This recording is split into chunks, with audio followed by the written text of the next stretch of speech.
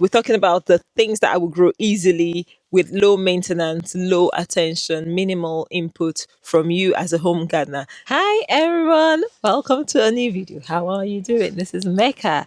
So I always get this question about how can you actually start growing? And yes, I grow a lot of vegetables, and I know for some people it might be overwhelming. So this is for my lovely friends, those of you following me that want to grow something but just don't know how to start, just don't know where to start from. The easiest way I would say is to direct sow, so sowing things in the ground rather than, I'll show you a comparison as we get on in the video, rather than sowing them in modules, because the modules require a lot of attention, just a lot of things that not everyone has the patience to do. And I believe when you start, harvesting or start enjoying growing in ground, you probably think about sewing in modules. So, backstory from where I come from in Nigeria, Africa, I never saw my grandmother sew anything in a module tray. Everything was sewn direct, whether it rained, and nobody watered. So we sowed, we waited for God to rain down on the earth, and it always happened. Nigeria is a tropical climate. We have fantastic weather. The seasons, especially in the south, we have the rainy season and the dry season. So the dry season, a lot of things are left. Only things like cassava and some vegetables are left to grow, and most things are sort of grown mainly in the rainy season. So the corn will be planted direct. I never knew you could transplant corn because corn is very sensitive to root shock. Anyway, moving forward, guys, I'm on the road just by the allotment. Let's show you. That's the allotment. That's actually my allotment behind there. But I just want to do this little video before we go in to start working. So moving on, in the UK, very short growing season. Everything doesn't just grow when you put them in the soil. Some things will not germinate. Some things will germinate. Some things need longer, so they need to be started indoors. That's why I do my peppers indoors, tomatoes. Anyway, today we're sharing the easy things you can start with. So I would say my number one vegetable to start direct is beetroot. No, herbs. And that's why I have the herbs video, because herbs are low maintenance, they're perennial, they'll come back year after year.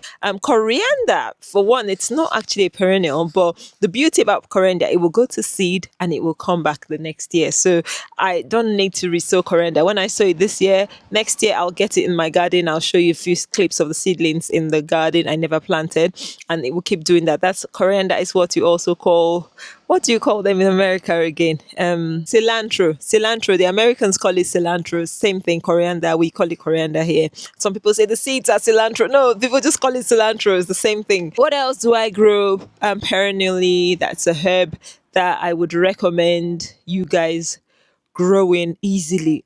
Thinking.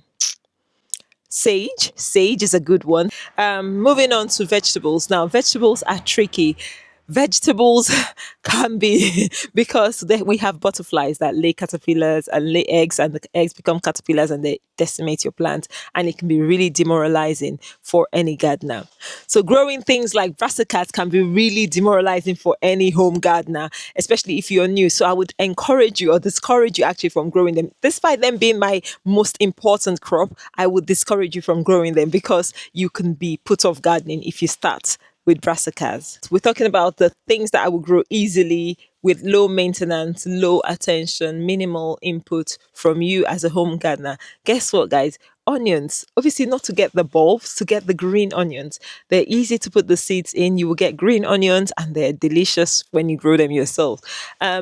Another vegetable I would recommend really good, and we are going to plant today, will be beetroots. Now, beetroots are so good and easy, low maintenance once again. They don't need a lot of fertile soil, in my experience. People say they grow really well pretty much anywhere you put them, and they will give you decent, generous bulbs. Yeah, the more fertile your soil is, the bigger the bulbs. I have like really massive beetroots when I harvest them because my soil is quite rich.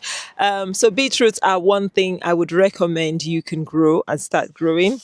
Another thing for the green leafy vegetables. So like I said, green leafy vegetables, I will not encourage you to start with, but you can start with something like amaranth, kalulu.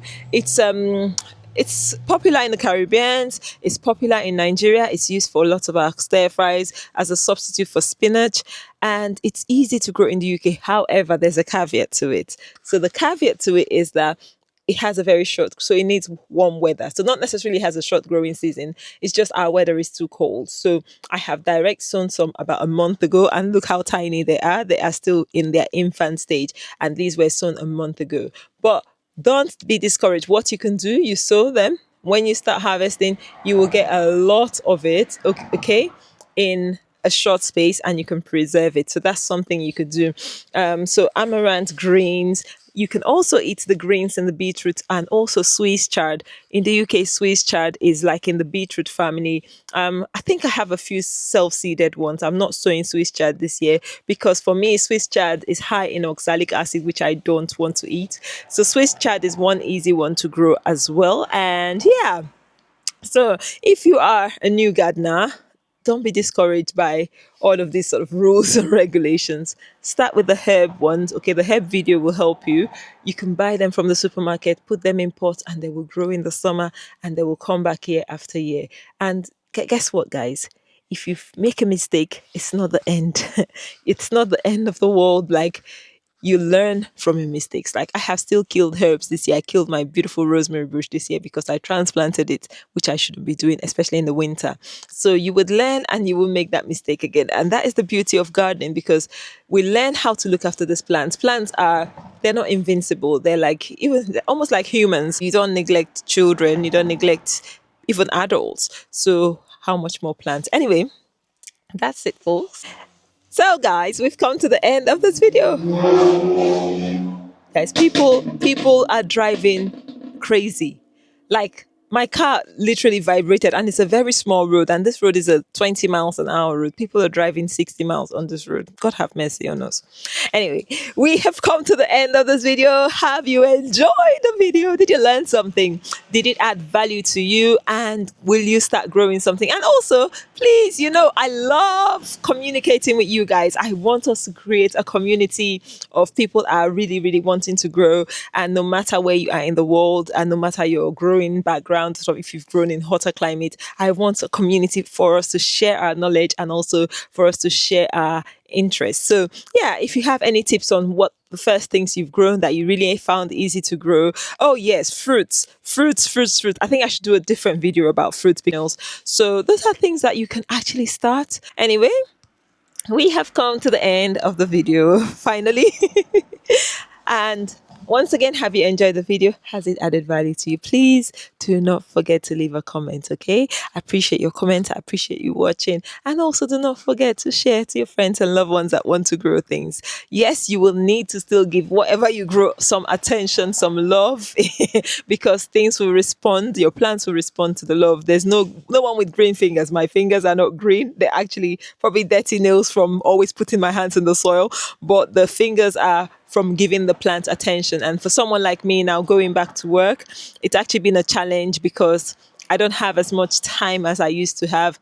Still never had so much time, but it's just a little bit more labor or time demanding for me to grow food. So what I have to do as much as I can is, like, today I'm off, I've come in the morning, I'm here in the evening again. So you will need to give your growing some attention, as with any hobby, as with any sort of new learning skill, and you will get good results, good harvest. Anyway, until next time, guys, I would love to see you in my next video. If you haven't yet subscribed, what are you waiting for? Click the subscribe button right away. Bye.